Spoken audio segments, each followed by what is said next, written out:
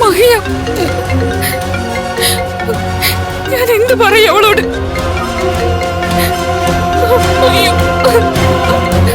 വയസ്സങ്കാലത്ത് ഓരോരോ കാലന്മാര് എന്നെ കുട്ടി മഹാഹോമം ചെയ്യിച്ചത്.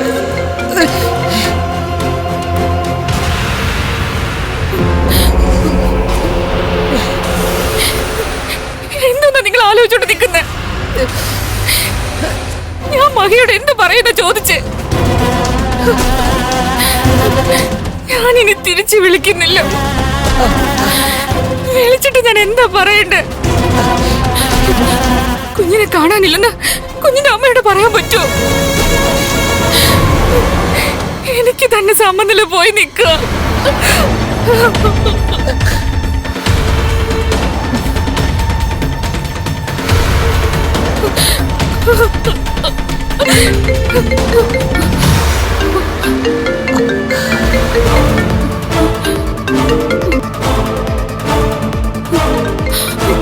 എനിക്ക് പറ്റില്ല, എനിക്ക് പറ്റില്ല കുഞ്ഞിനെ കാണാനില്ലെന്ന് പറയാൻ. എന്നെ കൊണ്ട് പറ്റില്ല.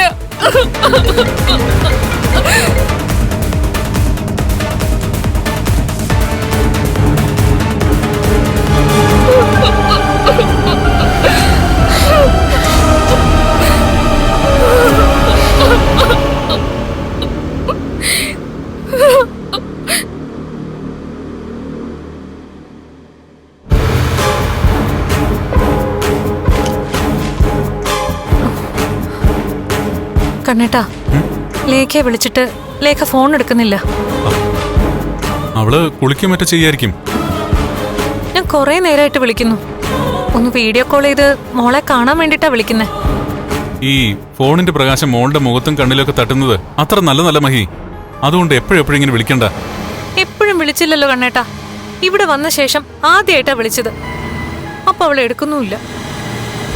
അനന്തോ രാവിലത്തെ പർച്ചേസ് ഒക്കെ കഴിഞ്ഞ് തിരിച്ചെത്തി കാണും. ഞാൻ അവനെ ഒന്ന് വിളിക്കാം.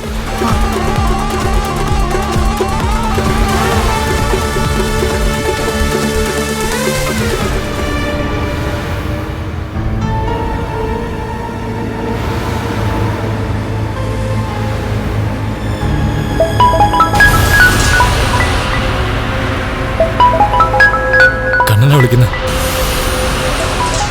വീട്ടിൽ വിളിച്ചിട്ട് ലേഖ എടുത്ത് കാണില്ല. അതുകൊണ്ടായിരിക്കും ഇങ്ങോട്ട് വിളിക്കുന്നത്. ഞാൻ എന്ത് പറയും മാർക്കോ? എന്തെങ്കിലും വിവരം കിട്ടാതെ എടുക്കണ്ട സാറേ.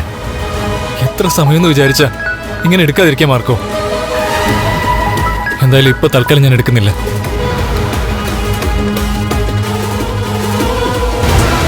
അനന്തവും ഫോൺ എടുക്കുന്നില്ലല്ലോ. അതെന്താ എടുക്കാത്തത്? കുഞ്ഞിനെ അകത്ത് കിടത്തിയിട്ട് രണ്ടാളും കൂടി ഊഞ്ഞാലില് ചില്ലാട്ടം പറക്കാണോന്ന് അറിയില്ല.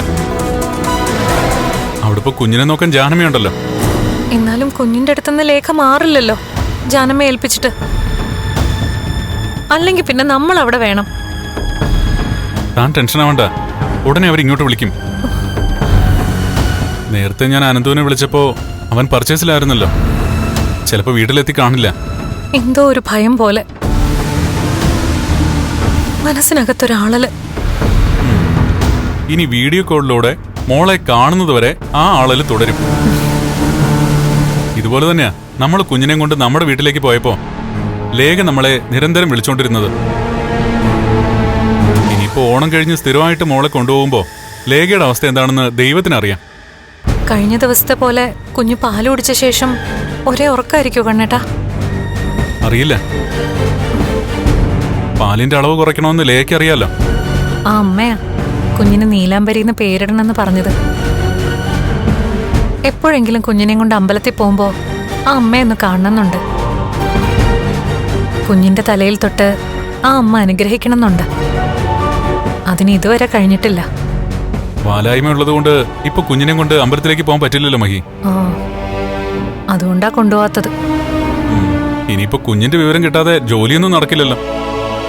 ഇക്കണക്കിന് താൻ വീട്ടിൽ തന്നെ ഇരിക്കുന്നതായിരുന്നു നല്ലത്. കുറച്ചു ദിവസം കാര്യങ്ങൾ ഇങ്ങനെ തന്നെ ആയിരിക്കും, പിന്നെ ശീലമായിക്കോളും.